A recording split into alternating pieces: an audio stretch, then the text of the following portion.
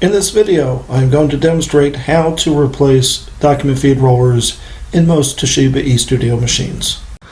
When replacing the document feed rollers, first you need to remove the rollers. Open up the jam access cover. You're going to have these two screws.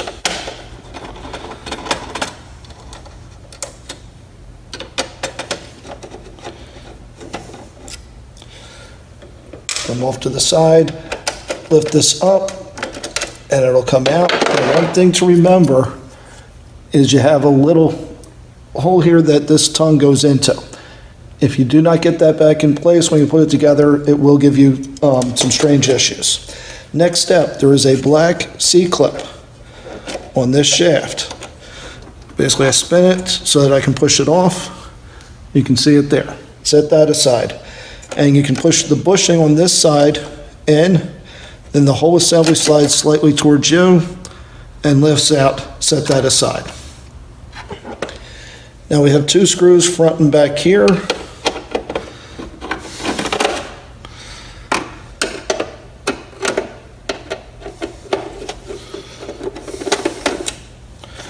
Once you loosen those, you can come out. Again, we have little tabs that go into holes on this metal.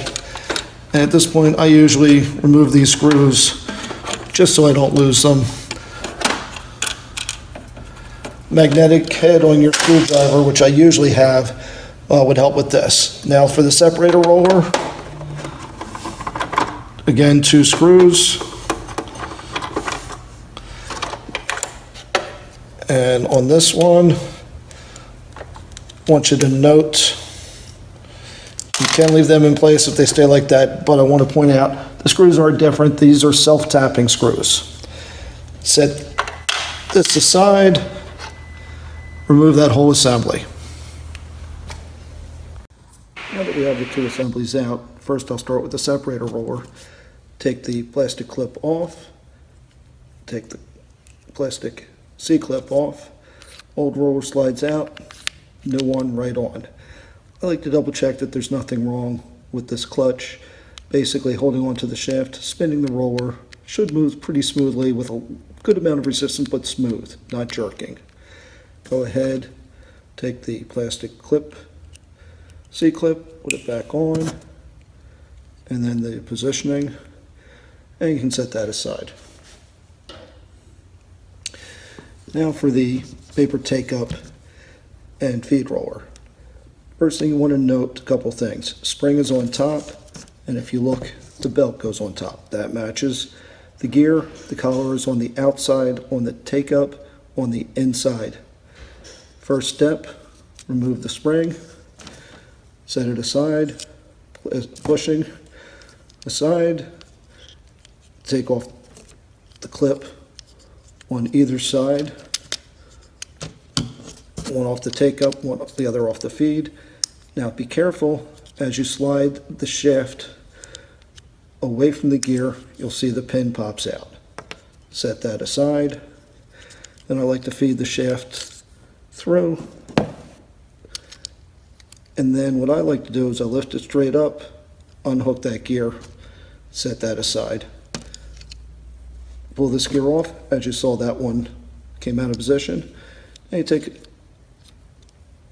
that roller, note the one-way gearing, which direction it goes in,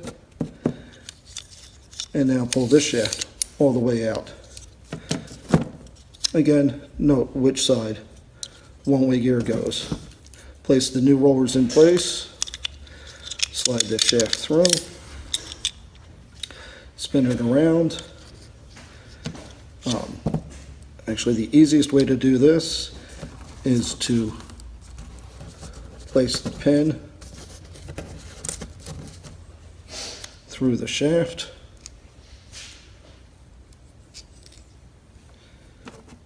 slide the gear on, and clip that in place.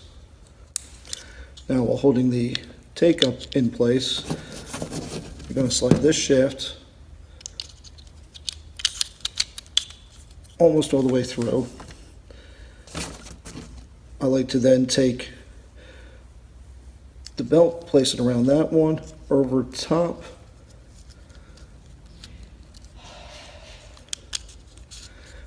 and this shaft is going to go slightly through, and that's to make way for the pin. And while sliding that in, spinning the gear, you can see it'll pop right into place. Place this clip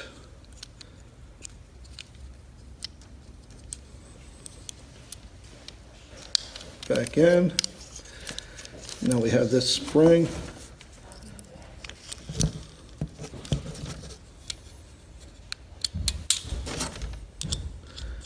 And the bushing in place. One last thing I forgot to mention, when this collar, this could pop off, the collar is on the inside if it does. Thank you for watching this video provided by Copier One. Remember, for all your copying needs, give us a call, 1-888-866-2679, or visit our website, copierone.com.